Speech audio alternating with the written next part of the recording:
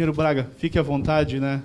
É o meu prazer. Bom, boa tarde a todos. É com grande satisfação que venho aqui expor algumas ideias aí para o modelo setor elétrico, um sistema que eu já acompanho há mais de 40 anos aí, e depois dessa brilhante exposição do, não dizer professor, né, realmente, do Torildo aí, realmente fez uma abordagem muito completa aí sobre o estado da arte aí do setor elétrico. Eu agradeço a oportunidade, o Sindicato dos Engenheiros aí, no nome do Schiraimer, eu agradeço a oportunidade dada e também fico contente de rever os colegas aqui da SEG, alguns eu não já via há algum tempo atrás. Essa que eu vou apresentar aqui, eu acho que é o interesse de todos. Praticamente essa apresentação é um pouco mais antiga, um pouquinho, mas eu só mudei o cabeçalho aí, porque essa apresentação eu fiz na ordem maçônica aí do Brasil para as 3 potências em Pelotas, tá? Porque a própria ordem realmente está preocupada com os destinos do país, como é natural, né? E principalmente com essa área estratégica, a área de energia. Bom, o abandono do segmento de infraestrutura do Brasil é sabido por todos. E dentro da infraestrutura está o nosso segmento de energia elétrica. Hoje, pela Confederação Nacional das Indústrias, nós temos uma série de obras atrasadas, aí saneamento, rodovias, aeroportos, mobilidade urbana, portos, ferrovias e assim por diante. Os problemas que realmente conduzem a esses retardos das obras são problemas técnicos, o abandono pelas empresas, muitas empresas abandonando, dificuldades orçamentárias e financeiras. Isso ninguém discute. Porque quando eu entrei na CE há 40 anos atrás, a própria eletrificação rural, muitas vezes nós estávamos fazendo a região lá de Livramento, coisa, pô, vamos botar a rede aqui, mas não tem ninguém aqui, não tem nada. Mas a indústria, a energia elétrica é o carro-chefe. Ninguém faz desenvolvimento social e desenvolvimento econômico sem energia. Isso aí pode estar certo. Se o país quiser crescer, tem que partir. Apesar, se não, realmente, esses segmentos aí não se vão viabilizar na sua projeção de crescimento. Agora, é preocupante a questão do setor elétrico. Na área de geração, situação das obras do parque gerador do setor elétrico brasileiro. Vocês podem reparar que 53% das obras só estão em andamento. 34% são obras não iniciadas e 13% são obras paralisadas. Isso aí reflete realmente uma preocupação constante na área de geração. Realmente o Brasil, por todo o controle que tem a ANEEL, porque a ANEEL, a ação da ANEEL, ela só apropria as informações. O CIGET, que é da transmissão, aí, o que as empresas informam, ela apropria. Mas providências a esse respeito, poucos são tomadas.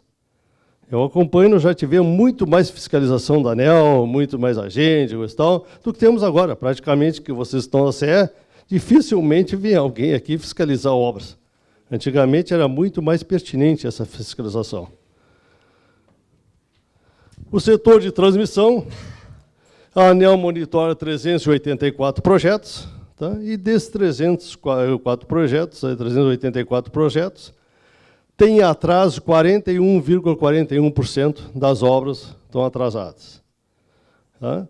Praticamente o normal, hoje nós temos 31% dos empreendimentos estão em desenvolvimento normal. Agora a questão, qual é os motivos desses atrasos? As principais causas dos atrasos. Praticamente 29%, por incrível que pareça, mostra a questão da crise, é a compra de materiais. Superlotou a questão das questões ambiental, superou. A compra de materiais hoje já superou. Antigamente era mais a questão ambiental, mas hoje já está bem mais diferenciada essa situação. Então, aqui tem uma evolução realmente preocupante, porque os atrasos das obras, que em 2013 estava em torno aí de 914 dias, em 2007 já chegaram a 1.215 dias. 1.215 dias já são 3 anos, 4 anos quase, de atraso de obras.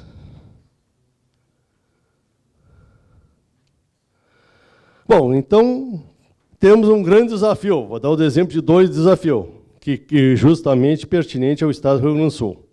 é esse leilão do lote A-4 da ANEEL.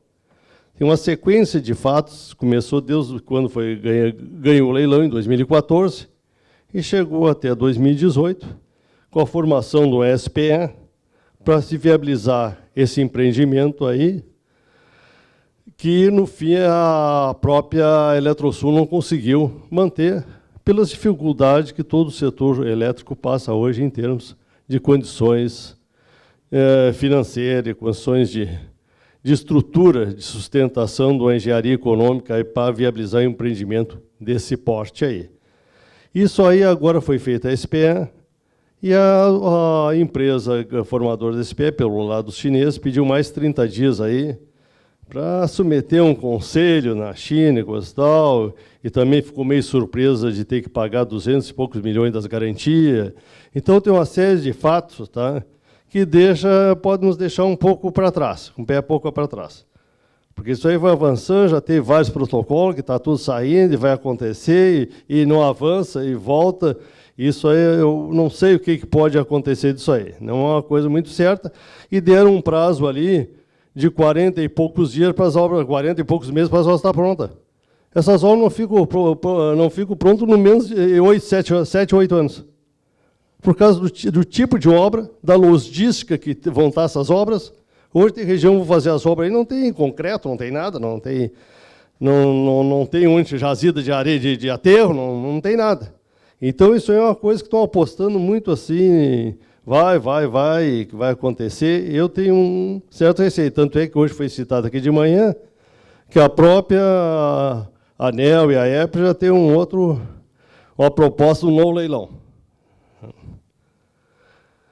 Então, essa é a formação da empresa, aquele consórcio ali formado pela Xangai Elétrica, pela Zhengzheng Energy, a Eletrobras. Então, são um lote de obras grandioso, aí 3,9 bilhões de reais para investir. Vai dar uma estrutura gigantesca, isso aí vai dar um suporte muito grande para o Rio Grande do Sul. Outro desafio também que nós temos agora por parte da CE, mas esse desafio está sendo vencido, acredito. Realmente é um projeto grande aí, que houve, bastante complexo, que são essas obras da TESB. Mas isso aí, ao longo do tempo, já está com 66% mais ou menos concluído. Então, realmente, vai ser vencido. Mas são desafios grandes aí, em termos de atraso de obras, tudo, essa complexidade desse empreendimento grande, a dificuldade financeira que as empresas vêm passando.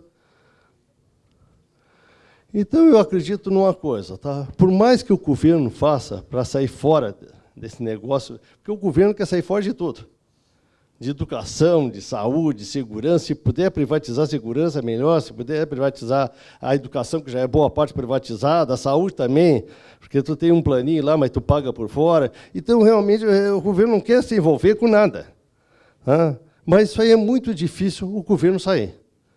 O governo vai ter que estar atuando cada vez mais atuante. E os poderes também. Tá? Porque eu acho que o país precisa, o país continental do Brasil, se não tiver uma organização estruturada de poder, vai virar um caos. Então, o que acontece? O Estado precisa incrementar mais políticas públicas na evolução da regulamentação, na definição do modelo do SEB. Então, essas políticas públicas são importantíssimas. Eu acho que nós temos que começar desde as políticas públicas na geração, transmissão, distribuição, no consumo de energia elétrica, no planejamento, otimização dos investimentos do SEB, a melhoria e eficiência e oferta da demanda de energia elétrica, e evitar carência no suprimento de energia elétrica. Para isso servem as políticas públicas. Aqui o encadeamento da implantação de planos e políticas públicas. Se nós realmente não fizer o Estado continental que nem o Brasil praticamente tem quase a área dos Estados Unidos. A China é um pouco maior, tem 10 milhões de quilômetros quadrados. A Europa toda é um país continental. Então, nós tínhamos que, mais ou menos, mapear as necessidades e o planejamento por região. Seria mais simples. Saber realmente as necessidades energéticas de cada região, a disponibilidade energética, o mercado, as características próprias da região. E associar isso aí a cenários de evolução tecnológica, cenários econômicos e cenários dos recursos energéticos, para a geração de energia elétrica. Isso aqui é o instrumento de participação pública no desenvolvimento do SEB. Isso é para mostrar como a sociedade está aleijada do processo. Eu participei de várias audiências públicas nessa questão das linhas da Eletrosul, foi a Sapiranga, foi aqui, foi o Osório, questão. Aí me aparecem algumas pessoas nas audiências públicas. Aparece lá, mas você sabe, não, o vereador ali, o Zé da borracharia, pediu para nós vir aqui. Então tá, e assim por diante, eles não fazem isso aqui, não existe. Essa reunião pública, que deveria anteceder a audiência pública, não existe. Então eles já vão aqui, depois daqui já vão embora, questão não acontece mais nada. Isso aí deveria ser uma sequência lógica da sociedade acompanhando aqueles seus players. E o ciclo da implantação das políticas públicas do SEB. Então, esse aí também deveria ser os ciclos. Tá? A avaliação, a identificação dos problemas e assim por diante. E o mais principal, principalmente, o monitoramento. Isso aqui está esquecido hoje, essa questão do monitoramento. Tu sabe que a obra lá foi abandonada, não tocou, aquela obra não saiu. E fica assim, não tem. Isso aí realmente no país está muito triste essa sequência aí de implantação das políticas públicas. Por exemplo, nós falamos aqui uma questão de política pública, a questão do Luz para Todos. O Luz para Todos foi um grande programa, e o nome está certo, Luz para Todos, porque deu luz. São 4 bicos de luz e 2 tomadas. Energia não tem. A matriz de energia elétrica, ela é uma consequência. Tu não pode, a matriz é o que acontece, não pode dizer a matriz vai ser essa. Nós temos que traçar uns condicionantes, que são as políticas públicas, os planos, as premissas, e a matriz vem como resultado. Hoje, tu quer fazer a matriz de energia elétrica, essa é a matriz. Vamos projetar a matriz. Mas sem ter cenário, sem ter as políticas e sem ter plano. Se torna difícil. Bom, aí então vou dar alguns dados. Matriz da capacidade de instalar geração de energia no SEB. Praticamente, hoje, a hidráulica ainda 63,7%, em junho de 2018. Ainda é a titular aí, na composição da nossa matriz, com 63,7%. A energia eólica, 8,1%, e a energia solar, 1,0%. O resto, então, vem as térmicas, e algumas térmicas ainda renováveis, que é a questão da biomassa. E, fora disso, o país tem uma grande matriz com 81,8% de renováveis. E, e não renováveis, 18,2%. Aqui, realmente, é a matriz mais detalhada, onde chama a atenção para a questão da energia eólica, que teve uma evolução de 2017 para 2018 de 20,7%, e a energia solar, apesar de pequena, tanto na geração distribuída, cresceu muito. Então, mas os carros-chefe hoje, realmente, na questão da energia, ainda é a questão da hidráulica, a gás tem uma complementação boa, e a questão, deixa eu ver a outra ali, essas três praticamente são as que estão conduzindo o resultado da nossa matriz. A energia eólica, realmente no mundo, realmente é espantoso o crescimento. Só em 2017, ela agregou 1/3 da capacidade brasileira no mundo, 52.527 megawatts. O Brasil ainda é bastante pequeno ainda, o Brasil aí em termos do mundo, na eólica representa 2,28, e a capacidade total do Brasil em relação ao do mundo é 2,34. E o Rio Grande do Sul tem um potencial grandioso. Hoje nós temos 1.828 megawatts implantados, mas em operação temos 76 parques, 54 megawatts estão fora, que é os parques lá que caíram lá em Livramento, nos parques da Eletrosul, com a parceira, e realmente se perdeu lá 54 megawatts, ainda está em disputa de quem é a responsabilidade, em termos do risco lá do acidente. Então, está tão fora de operação já faz algum tempo. Agora, a energia eólica nós temos que ter o cuidado, porque a energia eólica é uma energia intermitente. Então, ela sai do fator de capacidade de 20, vai a 40, desce a 20, desce a 40, se olhar a curva de disponibilidade de uma eólica. Então, esses degraus aí, nós não podemos deixar, tem que ter uma geração complementar para fechar essas lacunas aí. Apesar que eu sempre digo, eu vejo o pessoal falar muito em energias alternativas. Para meu entender, professor, as energias não são alternativas, elas são todas complementares, porque cada um tem a sua tipicidade, a sua função, a sua sazonalidade. Tá? E vou chamar a atenção também para os grandes empreendimentos de geração centralizada solar fotovoltaica. Hoje nós temos para 646 megawatt pico de alguns empreendimentos aí de fotovoltaica maiores, que são a geração centralizada. Aqui a capacidade de geração elétrica no mundo. O Brasil, como eu disse, 2,34%. E a China lidera 22,29%.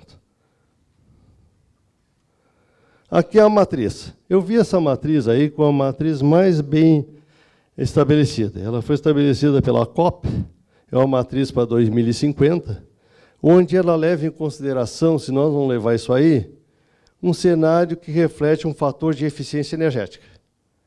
Então, isso aí é muito importante, porque se nós compararmos os números percentuais pretos, são a situação atual, e os outros que vão avançar. Então, nós temos 4. A hidráulica vai descer, vai cair, o óleo vai cair, a biomassa vai cair e o carvão vai cair na sua participação, até 1950. Tá? E agora o que chama a atenção é a solar telhado, que se chama. Tá? Isso aqui vai passar 0,2% hoje para 13,10% da matriz em 2050. Aqui, como o professor já falou, do nosso potencial hidráulico, o Brasil é um país, é um terceiro país aí, maior em termos de potencial hidráulico. Nós ainda temos 233 gigawatts aí para explorar.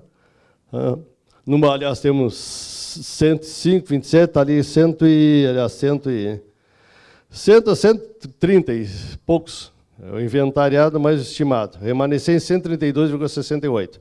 É isso que nós temos ainda para explorar, mas isso aí é mais alto esse valor aí, se for abordar. Os principais números do setor de PCGH e GZH são, nós temos 5.763 megawatts em operação e 1.102 usinas, e temos 21.033 megawatts remanescente. Isso é uma grande saída para o país, as PCH e CGHs. São usinas fáceis de implantação, dão retorno rápido, um prazo custo de construção. Então, a tecnologia hoje é super moderna, tem turbinas que praticamente não tem nada a ver com o meio ambiente, são turbinas de passagem, turbinas com aquelas de rosca, turbina bulbo. Então, tem várias alternativas aí para as pequenas centrais. Em termos de geração de energia, a produção de energia, a hidráulica 71%. Então, hoje, praticamente, nós temos 548 em junho, isso aí. A maio, no ano, foi 548 terawatt-hora de energia produzida. Aqui está a matriz, chamando a atenção mais uma vez para a eólica, que contribuiu na geração com 22,6%. Aqui a geração de energia elétrica mundial. O Brasil representa só 2,2% na geração mundial. A China, 22,2%. E assim por diante, mas está entre os 10 países do mundo. Aqui o nosso sistema de transmissão. Nós temos hoje 144.324 quilômetros de linha de transmissão. E futuramente, eu acho que o sistema de 500 kV vai vingar aí, mais do que 230, que vai realmente se sobrepor ao sistema de 230 kV. Aqui a participação do consumo, que é o nosso consumo, hoje praticamente nos últimos 12 meses ali, que foi, esses dados é de maio, 580,190 gigawatt-hora o nosso mercado aí. Mas chama atenção a questão, 19,3% são perdas. Isso realmente é um problema sério. É um problema seríssimo aí que nós temos no país. Eu vou mostrar mais adiante a questão que vocês vão ficar surpresos da nossa, como é o desperdício de energia. Praticamente a geração de Itaipu, professor, é desperdício de energia. Então, é justamente uma questão grandiosa. Tá? Isso é o número de consumidores, temos 82 mil, 82.925.986 mil consumidores. E aqui também a per capita do Brasil. O Brasil está muito atrasado. O consumo per capita do Brasil é 70%. Ocupa a 70ª posição a nível mundial. Então, realmente, os outros países, apesar que cada um daqueles outros países tem uma característica própria de consumo, até porque enfrentam um clima mais frio, mais coisa, mais consumo, então demandam mais energia. Aqui a questão da nossa demanda, por incrível que pareça, a nossa referência de demanda máxima, hoje ainda é 85.788 megawatts, em fevereiro de 2014. Então, mostra realmente que a nossa demanda aí vem se mantendo, mas realmente não dispondo assim com uma nova característica de consumo de energia. E aqui é o DEC, que realmente a meta é 12,96, 69, mas eu não sei por que a ANEEL fixa a meta. Porque se a meta não for atingida, a ANEEL troca a meta. Então, é uma coisa engraçada, porque isso aí não tem sentido. Isso aí está claro que o DEC aí não vai atingir a meta. E aqui também, o FEC talvez sim. O FEC realmente está mais ajustado. Bom, isso aí é uma introdução, agora eu vou entrar na questão do novo modelo do setor elétrico. Tá? Então, esse é o atual modelo que nós temos no setor elétrico. Tá? O modelo do setor elétrico é um gigante. É um gigantismo. Criar uma estrutura gigantesca. Realmente. Então, hoje o que acontece? Hoje, dentro dessa própria estrutura gigantesca, está presente nesse ambiente disputas internas. Uma disputa interna que pode acontecer é conflito entre o operador nacional do sistema e a ANEEL. Um acha que tem que ter um leilão, outro acha que não tem um leilão. Aí o Ministério acha, não, vamos fazer um leilão, porque nós temos que nos preocupar também com a indústria. Então, são coisas conflitantes. Isso aí é um gigante que realmente não sei. Por exemplo, só a ANEEL tem 21 superintendências. É gigantesco isso aí. Eu não sei, porque eu acredito, em épocas passadas, nós tínhamos aí em torno de 60 mil megawatts, a operação era lá do GCOI, era 4 pessoas que comandavam o sistema, o Arno Kurg aqui, o Brito na Eletrobras, então aí funcionava. Eu, quando entrei na CE, era por telefone e tudo, marcava num quadrinho com ímã os problemas, eram uns ímãzinhos que tu botava lá na CECI. Então, mas isso aí ficou um gigante agora. Muita gente, e a gente vai lá na ANEEL ver poucos técnicos. E eu vou dizer para vocês, viu? Às vezes pessoas despreparadas. Teve um evento aqui, que veio hoje o atual diretor-geral da ANEEL, o Pepitone. O Pepitone reuniu o pessoal no BRDE para dizer, pessoal, estou reunindo vocês aqui para dizer que a CE ou vai ser privatizada ou vai perder a concessão. Isso é a relação de contrato, o pessoal não pode ir para o evento, isso aí não faz parte do evento. O contrato é confidencial. Ele reúne uma porção de gente lá para dizer isso aí. Então, às vezes, são pessoas despreparadas que entraram na ANEEL por um caminho político. Eu conheci o Pepitone no tempo do Gerson Kelman. Distribuía papel lá dentro. E cresceu. Tá, não, tudo bem, mas eu acho que tem que crescer dentro de certas regras. Eu fiquei horrorizado com aquilo ali. Aí o secretário, eu estava lá, secretário adjunto, né? O secretário, Braga, não fala, não vou lá. Não vou lá porque não tem sentido isso aí. Fora da casinha.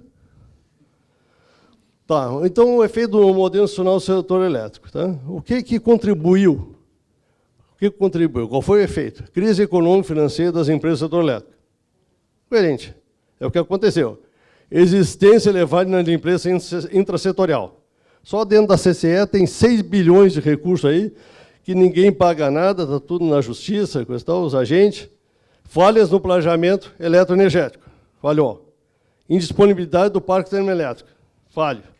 Atraso na entrega das obras de geração e transmissão. Não há garantia de oferta de energia elétrica em quantidade e qualidade. Aumentos elevados das tarifas de energia elétrica. Descaso com a manutenção e coordenar os serviços prestados. Investimentos correndo só em condições de esgotamento crítico do abastecimento. E assim mesmo pelas empresas estatais que sobreviveram à privatização. Aí o novo modelo também propiciou criar, delegar uma parte das suas atribuições da ANEEL para as agências reguladoras. Isso aí não deveria ser assim. Um país continental devia ter já, não delegar parte, mas delegar quase tudo. Realmente tem uma estrutura pequena da ANEEL nas regiões, regional, estadual, coisa parecida. Porque fica centralizado aquilo lá. Não podia ser assim. O Júlio ia dar uma atenção. Tu sabe que tem cara que projeta lá, se o transformador dá sobrecarga uma vez, já tem que botar um reforço aí. É assim, é feito na mesa. A pessoa não sabe nem onde é que é a subestação. Aqui também as questões falaram muito da associação, coisa tal, hoje aí, mas eu também não vejo o papel. Qual é o papel dessa associação? Eu não vejo, porque justamente quando eu estava lá, diretor de presidente da CE, eu fui na ABRAT, mas para defender aquela questão da CRC, da CE. Não, mas aqui não, aqui é coisas particulares, isso aí não poder. Então, o que eu não vejo qual é o interesse dessa associação, É isso aí, porque vive interesse próprio, e não é interesse do consumidor, não é interesse das empresas, é um interesse que tu não consegue identificar o que estão defendendo lá. Então, o que aconteceu? Todo mundo que realmente estava aí, realmente, como consultor, que não teve sucesso, foi para essa associação. Vou lá para a associação, vou ficar lá, dou palpite, coisa, troço, e as empresas ainda pagam.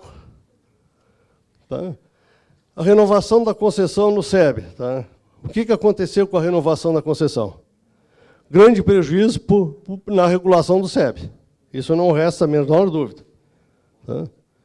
A medida provisória, como o professor falou, deu um grande prejuízo. Citei o caso da CE. Perdeu 64% da receita da transmissão, 31,26% na receita da geração. Tá? Então, isso aí foi um baita prejuízo, que não se... Agora disseram, mas nós esquecemos daqueles ativos da RBSE, troços que não foram considerados. Então, agora estão pagando uma parcelinha, eu acho que é 7 prestações, acho, não me engano. Eu acho que é isso aí, deve ser. 7 prestações, 7 anos aí para pagar esses ativos que ficaram de fora e não está totalmente depreciado e não foi considerado aí na renovação. A distribuição. A maior parte da distribuição com sérios problemas. Não corrigiram os problemas e passaram uma régua. É esse o procedimento daqui para frente. Algumas estão melhor, algumas estão pior. No caso da CE, pegou a CE de calça na mão. Então, a CE assumiu uma série de compromissos que está com dificuldade de cumprir. Então, isso aí é o grande problema do erro. O principal desafio do SEB: minimizar os componentes do SEB. Essa é a questão do comprometimento do SEB. Tem 2 tipos de comprometimentos estruturais e conjunturais. Isso aí tem que ser analisado com lupa. Por que realmente tem tantas falhas aí em atraso de obras, redução da oferta, falta de planejamento, comportamento do mercado? Isso aí tem que analisar de lupa. Outro desafio, essa questão dos reservatórios. Nós estamos fazendo as usinas agora, a hidro, tudo a fio d'água. O que é a usina a fio d'água? Usina a fio d'água é aquela que vem a afluência, se não tem reservatório, ela verte. Então, ela não acumula água para gerar e inunda toda a jusante. Então, realmente, e diminuir a capacidade. Belo Monte era 18 mil megawatts, ficou com 11. Vai ficar com 11. Então, isso aí o país tem que se preocupar. Não aguenta, o sistema não aguenta mais, não perdeu totalmente a capacidade de sustentação aí em caso de hidrologia desfavoráveis. Só basta aqui para ver que o sistema não se recupera. Vai indo, as curvas reservatórios do subsistema, a gente está vendo, não se recupera. Cada vez nós chegamos numa situação lá, e é assim mesmo, e não interessa mais agora se é período seco, período chuvoso, porque essa sazonalidade agora não está importando, mas não tanto, porque conseguiram secar os reservatórios, e o que acontece? O reservatório não é uma caixa de concreto. No momento que tu depressiona ele, o assoreamento já ocupou 20%, 15% aí do reservatório. Onde estava a água, agora foi assoreado. Aqui é o nosso PLD, né, que realmente, em função da situação aí das afluências e da situação hidrológica, é uma coisa que varia muito. Isso aí que está dando um grande prejuízo aí para as empresas geradoras, as próprias distribuidoras que acabam pagando isso aí. Essa questão aí do PLT. Então, pode ver ali que em junho, tá, todo o sistema, independente do patamar, acabar ficando com o PLT no limite. Principais fatores que influenciam na variação do PLT são todos esses fatores, mas o principal é a hidrologia. Isso a hidrologia é fundamental. A questão aí, o terceiro desafio, aumentar os intercâmbios. Tem muitos intercâmbios, mas o Brasil precisa fazer muito mais para dar garantia ao seu sistema. Um grande desafio é fazer a integração do Mercosul, do Cone Sul. Aquilo, para nós, o Rio Grande do Sul, seria uma maravilha. Se integrar todas as políticas energéticas, queira de gás, térmica, sistema elétrico e hídrico. Um outro grande desafio, que o Hildo já ouve falar nisso aí, hein, Hildo? Garapi e Parambi, tu já ouve falar isso aí um bocado de tempo, né? E vai esse empreendimento não avança. Está na Eletrobras, está lá, mas é um empreendimento importantíssimo. Outro é promover a expansão da geração de energia elétrica de base e a geração térmica. Isso é uma coisa que o país também precisa se preocupar, porque hoje mudou grande coisa com as tecnologias, novas tecnologias, que é a Clean Coal Technology, tá? que é o tipo também de, no caso do carvão, né? Carvão pulverizado e as combustões em leite fluidizado, e também a utilizar as condições de supercrítica e ultra supercrítica aí na questão de eficiência energética. A geração térmica hoje no Brasil é 0,13% do mundo e a China 41,3%. Mas por que a China tem tanta eólica? Porque ela tem condições também de ter térmica. É isso aí. Geração térmica fóssil mundial, gás natural, 0,92%.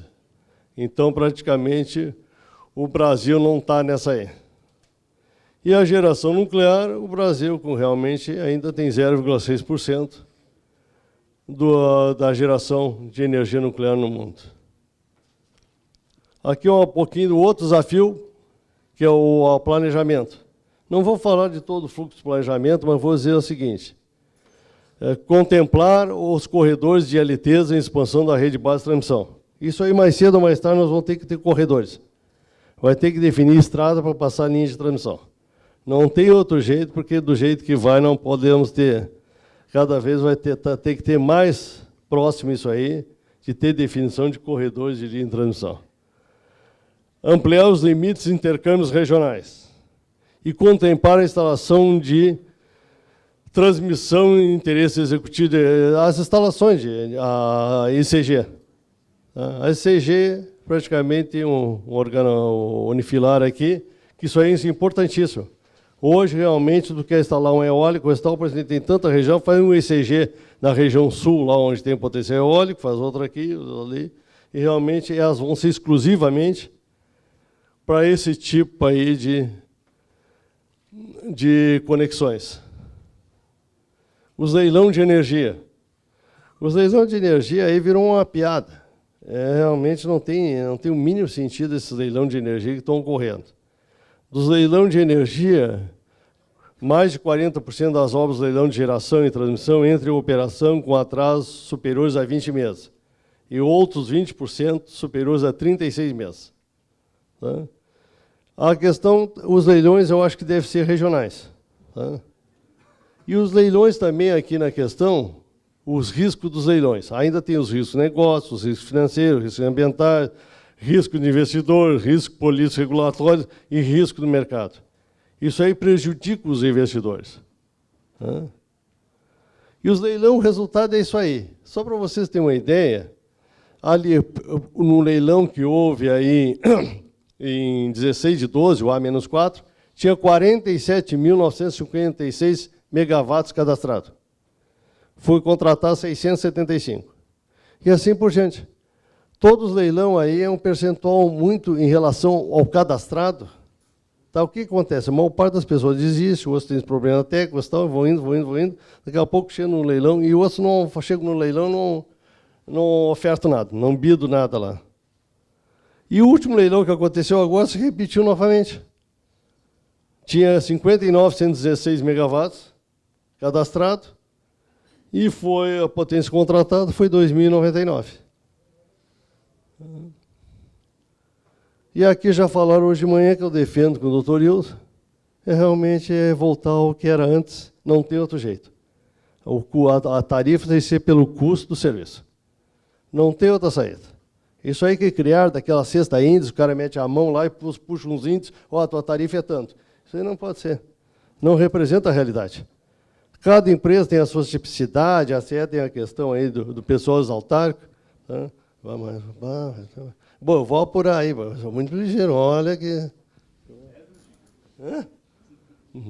Bom, vamos apurar. Tá, isso aqui é a perda que já foi comentada, que é o que os tributos. Tá? Isso aqui, como eu falei, que nós temos aí o 10º, realmente, que é botar eficiência energética praticamente em todos os setores aí. Tá? A questão da geração distribuída é uma preocupação. Tá? Hoje, praticamente, tem que fazer um desafio de geração distribuída, consertar todos esses segmentos aí, ou ajustar esses segmentos. O aprimoramento do marco regulatório, realmente, isso aí que o setor elétrico está que nem um carro velho. O Studebaker, 1951. Está falhando, está com o motor vazando óleo, está batendo biela, mas o cara está consertando o limpador de para-brisa, sinaleira. Então, isso aí é que vão fazendo. Então, agora inventaram uma porção de questões. Tá? Eu vou só para mostrar para vocês aqui rapidinho. São 33 questões para ser discutida. Mas não é nada novo. Quer discutir tudo isso aí dentro da proposta agora para o novo ajuste do modelo. Tem coisas importantes. No meu ver, é só isso aí. Ó. Tá? Que deve ser discutido num primeiro momento. Financiamento que não existe mais, a questão da contratação, a evolução tarifária, o mercado livre. Esse aqui é uma solução de imediata que tem que ajustar, essa questão do MRE, essa questão da penalização aí dos riscos. A questão da expansão da oferta e a contratação do lastro, eu acho que é uma boa questão, porque realmente aí o leilão de reserva vai sair fora. Né? E agora a privatização do setor elétrico brasileiro. Vamos adiante. Essa história já foi contada. Está todo o segmento aí. Aqui está a história toda, que sai de 18% de estatal, chega a 82% lá pela década de 70, 90. Está tudo o que aconteceu aí, os fatos. Aqui, por que na época talvez a iniciativa privada não tenha entrado, está justificativa aí. Era um regime militar, que cuidava muito aí da questão do controle das áreas com recursos naturais, estratégia valioso. As empresas também de 60, 90 segmentos de geração e transmissão obtiveram ganhos de produtividade. Então, tinha alguns argumentos que não justificavam. Tá? Mas, assim mesmo, naquele período ali da estatização, se fez grandes obras. Se fez o Tucuruí, Sobradinho, o Itaipu, e a interligação do sistema elétrico nacional. O período de privatização não serve. Isso aqui foi o que o doutor Hildo colocou. Fizeram a nossa oferta e a nossa demanda. Então, o grande erro foi tu ter ofertado tudo pronto, ter vendido as coisas prontas. Por isso que eu estou dizendo, os chineses já investiram no setor elétrico 40 e poucos bilhões de dólares comprando ativo pronto. A primeira coisa que eles vão ter que fazer é essas obras da Eletrosul, por isso que eu estou achando meio difícil. Eles gostam de comprar coisa pronta. Aqui, como é que se dá a privatização? Isso aí, a privatização vai tendo um desgaste. Tá? É a população, que é os verdadeiros donos, deve aprovar a privatização. Vamos supor ali, o chefe do executivo tem vontade de privatizar. O conselho das empresas faz o que o chefe executivo quer, ninguém contesta. O presidente recebe ordem. O diretor financeiro, para não ficar chateado, ele entra e diz, pô, mas eu tenho que salvar a empresa, eu sou diretor financeiro. Como é que eu vou entrar para privatizar? Mas aí o presidente quer que privatize. não pode fazer nada. A mídia toma conta de dizer que a empresa vai ser privatizada. Os funcionários ficam esperando a privatização. Vai privatizar. Vai privatizar. As empreiteiras deixam de prestar serviço, caem no descrédito da empresa, porque vai ser privatizada. E o pretenso comprador espera fazer um grande negócio, uma barbada. Então, esse é os agentes da privatização. Aqui é a Eletrobras. A Eletrobras é uma grande empresa, um potencial grandioso, é um gigante, estão vendendo as distribuidoras, mas realmente tem que cuidar isso aí. Eu praticamente tenho certas restrições. Hoje, praticamente 41%, 61% da capacidade instalada é da Eletrobras. Isso aqui tem 70, daqueles 134, tem 71.684 quilômetros é da Eletrobras.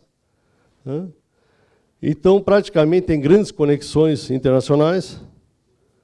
E aqui que está a questão, aí está todo o balanço. Então, a Eletrobras tem uma dívida, 23 bilhões, mas tem uma receita líquida de 37 bilhões. Se tu comparar, a dívida da Eletrobras é 61,4% da receita anual líquida da empresa. Aqui a questão da CE. A CE tem hoje é o nosso agronograma, nós temos o Rio Grande do Sul tem um grande sistema elétrico e praticamente hoje 78% da transmissão é da CE. E aqui 29,4% da área de concessão do Estado é da CE. Então a CE também é uma grande empresa. Uma empresa para um agiota, uma empresa que fatura mais de 4 bilhões, para um agiota é isso aí. Porque o agiota sempre quer saber quanto é o teu salário. É porque ele não quer que tu pague, mas ele sabe que tu ganha bem. Então é o seguinte, isso aí para a CE é uma grande coisa, a empresa tem que dar certo. Ela tem coisas realmente que tem que corrigir. Então aqui vem a parte da CE Transmissão, que está melhor do que a CE. Aqui tem a CRM, que foi incluída também no pacote aí que quer privatizar, a Sulgás. Mas aqui o Estado tem uma solução. Isso aqui realmente eu tenho já aberto todo o trabalho, mas por questões aí políticas, coisa e tal, não, pois é, eu não estou apresentando nada, mas estou apresentando uma ideia, mas já está bem evoluído. Que é criar a Companhia Energética do Estado do Rio Grande do Sul. Então, porque isso aí não é nada de novo. A CEMIG é a empresa energética, com a Elsa, a CESP, tudo é empresa energética. É juntar a Sulgás, a CRM, a CE, numa hold de energia. E ainda agregar a empresa de telecom, onde a Sulgás tem grandes extensões aí de fibra ótica, nos seus dutos de gás, e a CE tem mais de 2.000 e tantos quilômetros aí de rede de fibra ótica. Então, isso aí é uma proposta e fazer uma parceria público-privada nesses segmentos. Eu acho que realmente é um desgaste muito menor e eu acredito que seja um resultado muito melhor para o Estado.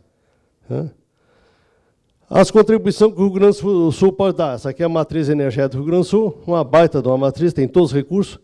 Isso aqui é as ferramentas que o Estado dispõe hoje para fazer seu planejamento energético. Isso aqui são os programas que o Estado dispõe. Isso aqui são as políticas que o Estado também dispõe, que já foi citado hoje de manhã pelo Eduardo Zimmer. Isso aqui é o nosso potencial. Então, praticamente, hoje nós temos uma capacidade remanescente estimada em 139,092 megawatts, sem contar a energia solar. Então, praticamente, nós temos quase que o Brasil tem instalado que pode se viabilizar. Energia eólica, nós somos riquíssimos, temos um potencial grandioso aí, e um futuro potencial de expansão. Nós somos a 4ª posição, hoje a nível... E realmente aqui, em primeiro lugar, está o Rio Grande do Norte. Aqui é o nosso potencial no Estado, onde é que estão essas potencialidades, e aqui está o que nós temos aí, já pronto, habilitado para participar de leilões. 3.735,6 megawatts. São 22,4 bilhões. O carvão grandioso também que nós temos, perdemos alguns empreendimentos aí que foram desativados, fase A e fase B de presença são girões encharcados. Mas temos temos 1, 2, 3, 4, 5, 6, 7 projetos termoelétricos. Um já está sendo construído, que é a Pampa Sul. Agora, a Ouro Negro não conseguiu entrar no leilão. E a Pampa Sul, a segunda etapa, desistiu. A ENGIE agora quer investir em energia fotovoltaica. Vai sair dessa questão termoelétrica para investir em energia fotovoltaica. Aqui, essas usinas desativadas, nós estamos procurando reativar tudo. Aquela Nuterra para transformar para gás. São Jerônimo transformar para biomassa. Aliás, Alegrete transformar para biomassa. São Jerônimo para biomassa também. E a usina de Charqueadas transformar para uma central fotovoltaica, porque tem uma grande área de extensão de terra e uma irradiação solar muito boa. Isso aí para a União é uma grande coisa, porque isso aí passa para a União fica com fiel depositário e tem que cuidar desse empreendimento. Então, o superintendente aqui do Estado da União me procurou, disponibilizando essas usinas aí para ser um empreendimento de geração de energia.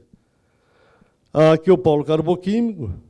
Nós estamos com a ideia de produzir 2 milhões de metros cúbicos de gás, tá? Para justamente se associar ao gás que nós já temos aí do Gasbol. Aqui o projeto de gasificação que está mais avançado é esse da POSCO, com a Copelme. Aqui as pequenas centrais hidrelétricas, potencial grandioso também, tem um programa exclusivo aqui do Estado para centrais. Aqui a biomassa, praticamente só em casca de arroz e resíduo de madeira, nós temos um potencial de 850 megawatts, com investimento de 1,7 bilhões de reais. Aqui o biometano, que nós já temos algumas experiências aí na questão da biotérmica, lá em Minas do Leão. Aqui a questão do biometano também. Aqui a fotovoltaica, essa questão, vou voltar aqui um pouquinho. Agora, recentemente, foi dia 15 de 8, foi assinar na Fiergs, um termo de adesão do Rio Grande do Sul ao programa de indústria solar. E aqui o gás natural. O gás natural nós sofremos um grande abalo. Isso aí não podia ter acontecido. Realmente, essa usina da Bolonhese realmente nos deu uma bola nas costas aí, porque nós estávamos tudo mais ou menos encaminhado, não pela usina, pelo regasificador lá, que ia ter uma sobra de gás natural. No fim, não aconteceu nada. Caçaram a concessão, o troço, no fim. O Rio Grande do Sul, se não apostar na questão da gasificação do carvão e no biometano, vai estar muito complicada a questão do gás aqui no Estado. Mas, então, desculpe a corrida aí, mas isso aqui é um debate para longo tempo aí, que a gente... Mas está à disposição de vocês e eu estou aqui para qualquer esclarecimento. Obrigado.